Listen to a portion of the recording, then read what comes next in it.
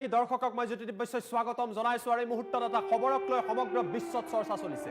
ইউক্ৰেইনৰ তৰফৰ পৰা আমেৰিকাৰ তৰফৰ পৰা আৰু ব্ৰিটেইনৰ তৰফৰ পৰা এটা ভুল কৰা হৈছে আৰু এই ভুলটো কৰা হৈছিল ৰাছিয়াৰ ৰাষ্ট্ৰপতি ভ্লাদিমিৰ পুটিনৰ বিৰুদ্ধে আৰু এই ভুলৰ পাছতেই সমগ্ৰ ইউক্ৰেইনত এতিয়া হাহাকাৰ লাগিছে এই সমগ্ৰ ঘটনা কিদৰে সংঘটিত হৈছে আৰু কিদৰে ইউক্ৰেইনৰ এখনৰ পিছত আন এখন চহৰত বিৰাজমান কৰিছে উত্তেজনাই তাৰ তথ্য আমি এখন মেপৰ সহায়ত দেখুৱাৰ চেষ্টা কৰিছো এয়া হৈছে ইউক্ৰেইনৰ এই যেটো অঞ্চল দেখিছে কি ৰাছিয়াৰ দখলত আছে অৰ্থাৎ এয়া হৈছে ৰাছিয়া ইউক্ৰেইনৰ প্ৰায়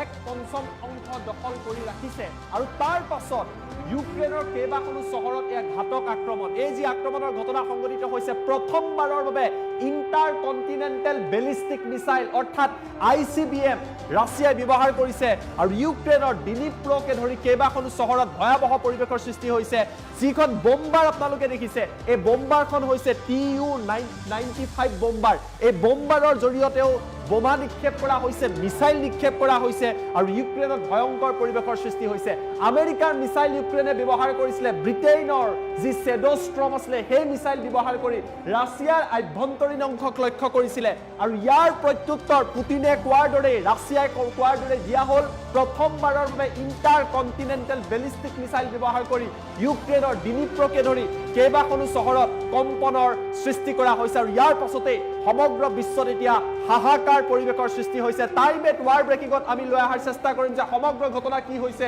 আৰু কিয় ইয়াক লৈ চৰ্চা চলিছে জনাইছো ডাঙৰ খবৰ ইউক্ৰেইন আৰু আমেৰিকাৰ এটা ভুলৰ পিছতে ইউক্ৰেইনত ভয়াবহ হাহাকাৰ পৰিৱেশৰ সৃষ্টি হৈছে ডাঙৰ খবৰ এই মুহূৰ্তত যেটো খবৰ আমি আপোনালোকক জনাই আছো কি হৈছে চাওক কপি উঠিছে এটাৰ পিছত আনটাকৈ ইউক্ৰেইনৰ কেইবাটাও প্ৰান্ত আৰু জেলেনস্কিৰ এতিয়া হাহাকাৰ লাগিছে 24 ঘণ্টাৰ পূৰ্বে জেলেনস্কিৰ তৰফৰ পৰা ডাঙৰ কথা কোৱা হৈছিল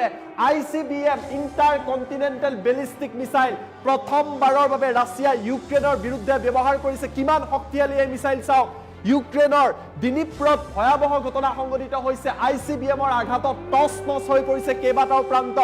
ইউক্ৰেইনিয়ান সেনাৰ সামৰিক ঘাটিত ICBMৰ জৰিয়তে ৰাছিয়াই লক্ষ্য কৰি ললে যাক লৈ আমেৰিকা ইউৰোপ নাটোত এতিয়া কম্পনৰ সৃষ্টি হৈছে ইউক্ৰেইনৰ প্ৰতিখন চহৰত বৃহস্পতিবাৰে সাইৰেনৰ শব্দ শুনিবলৈ পোৱা যায় ভয়াবহ পৰিৱেশৰ সৃষ্টি হয় মিসাইলৰ সহায়ত কিনজাল হাইপাৰসনিক মিসাইল সমান্তৰালভাৱে ICBM আৰু যথেষ্ট সংখ্যক অন্যান্য ৰকেটৰ সহায়ত লক্ষ্য কৰি লোৱা হয় ৰাছিয়াৰ আভ্যন্তৰীণ অংশত প্ৰথমবাৰৰ বাবে আমেৰিকাৰ যি ATACMS আছিল সেই মিসাইল ব্যৱহাৰ কৰিছিল ব্ৰিটেইনৰ ছেডোষ্ট্ৰম নামৰ আন এটা মিসাইল হিয়া ব্যৱহাৰ কৰিছিল ইউক্ৰেইনে অৰ্থাৎ ৰাছিয়াৰ বিৰুদ্ধে আমেৰিকা ব্ৰিটেইন একত্ৰিত হৈছিল আৰু ইয়াৰ পাছতে ইউক্ৰেইনৰ এখনৰ পিছত আন এখনকৈ চহৰক ৰাছিয়াই লক্ষ্য কৰি লৈছে পুটিনে কৈছিল আমি যেতিয়া আৰম্ভ কৰিম সকলো আচৰিত হৈ পৰিব প্ৰথমবাৰৰ বাবে ICBM ব্যৱহাৰ কৰিলে আৰু ইয়াক লৈ আমেৰিকা আৰু ইউৰোপক বাৰ্তা দিয়া হৈছে ICBMৰ সহায়ত প্ৰয়োজনত পাৰমাণৱিক অস্ত্ৰ ব্যৱহাৰ কৰিব পাৰে ৰাছিয়াই এই ICBM হৈছে ইন্টাৰকন্টিনেন্টাল বেলিষ্টিক মিসাইল যি 6000ৰ পৰা 9000 পৰ্যন্ত দূৰত আঘাত কৰিব পাৰে কি ডিনিপ্ৰত আঘাত কৰিছে ICBM ব্যৱহাৰ কৰাৰ কোনো প্ৰয়োজন নাছিল কিন্তু তাৰ পাছতো ব্যৱহাৰ কৰা হৈছে Tu-95 যি বম্বাৰ আছে সেয়া ব্যৱহাৰ কৰা হৈছে ৰাছিয়াৰ এই পদক্ষেপত এতিয়া ইউৰোপ আৰু আমেৰিকাৰ আশংকা লাগিছে কিয়নো ৰাছিয়াই বাৰ্তা দিছে পুটিনে বাৰ্তা দিছে যে ৰাছিয়া মহাশক্তিধৰ পুটিন শক্তিশালী ইউক্ৰেইন আৰু আমেৰিকাৰ এটা ভুলৰ পিছতে এই পৰিৱেশৰ সূচনা হৈছে যি ইন্টাৰকন্টিনেন্টাল বেলিষ্টিক মিসাইল বা ICBM ইয়াৰ সহায়ত ৰাছিয়াই প্ৰয়োজনত আমেৰিকা পৰ্যন্ত লক্ষ্য কৰিব পাৰে 9000 কিলোমিটাৰ পৰ্যন্ত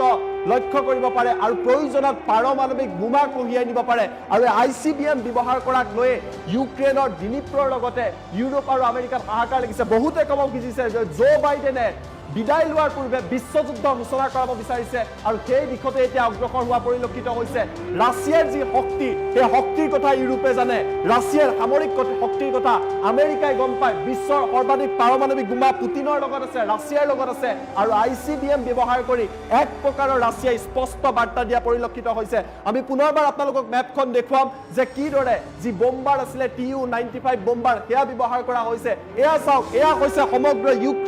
ইউক্ৰেইনৰ নিজৰ শক্তি নাই আমেৰিকা নাটো ব্ৰিটেইনে দিয়া ৰকেটৰ সহায়ত ৰাছিয়াৰ যি আভ্যন্তৰীণ অংশ আছে তাত গৈ আঘাত কৰিছিল আৰু তাৰ পাছত ৰাছিয়াই কি কৰিলে ৰাছিয়াই এয়া Tu-95 বম্বাৰ ব্যৱহাৰ কৰিলে আৰু ইউক্ৰেইনৰ বিভিন্ন চহৰত এই ঘটনা সংঘটিত কৰিলে ICBM ব্যৱহাৰ কৰিলে ইতিমধ্যে এই অংশটো ৰাছিয়াৰ দখলত আছে ক্ৰাইমিয়া দখলত আছে খেৰছন জাপৰোজিয়া ডনিয়েক্স লুগানস্কৰ বৃহৎ অঞ্চল ৰাছিয়াই দখল কৰিছে আৰু ৰাছিয়াৰ তৰফৰ পৰা ইউক্ৰেইনৰ কেইবাখনো চহৰক এইদৰে লক্ষ্য কৰি লোৱা পৰিলক্ষিত হৈছে আমি অন স্ক্ৰীন আপোনালোকৰ বাবে লৈ অহাৰ চেষ্টা কৰিছো ICBMৰ সহায়ত প্ৰথমবাৰৰ বাবে ব্যৱহাৰ কৰিছে আৰু এই ICBM ইমানেই শক্তিশালী যে প্ৰয়োজনত পাৰমাণৱিক ৱাৰহেড কঢ়িয়াই লৈ যাব পাৰে আৰু তাৰ বাবে চৰ্চা চলিছে যে এই ICBM ব্যৱহাৰ কৰি পুতিনৰ তৰফৰ পৰা আমেৰিকা আৰু ইউৰোপক বাৰ্তা দি দিয়া হৈছে যদিহে তোমালোকে এনেকুৱা কাম কৰা আমি ইয়াৰ প্ৰত্যুত্তৰ দিম TU-95 বম্বাৰ ব্যৱহাৰ কৰি দিয়া হৈছে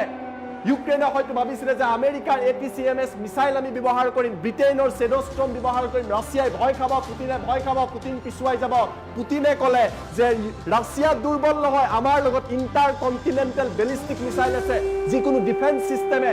ডিটেক্ট কৰিব নোৱাৰে 9000 কিলোমিটাৰ পৰ্যন্ত যাব পাৰে মস্কোৰ পৰা আমেৰিকা মাত্ৰ 15 মিনিটত যাব পাৰে আৰু প্ৰথমবাৰৰ বাবে কোনো যুদ্ধত inter continental ballistic missile ICBM ব্যৱহাৰ হৈছে কপি উঠিছে ইউক্ৰেইন দিনিপ্ৰ কপি উঠিছে এটা দুটা নহয় ছটাকৈ ঘাতক আক্ৰমণৰ ঘটনা সংঘটিত হৈছে আৰু তাক লৈ বিশ্বত চৰ্চা চলিছে এয়া তৃতীয় বিশ্বযুদ্ধৰ আখৰা নেকি পুতিনক যি বাইডেনে জুকাই লৈছে ব্ৰিটেইনে জুকাই লৈছে ইয়াৰ উত্তৰ পুতিনে দিব নেকি তাক লৈ এতিয়া ব্যাপক চৰ্চা চলা আৰম্ভ হৈছে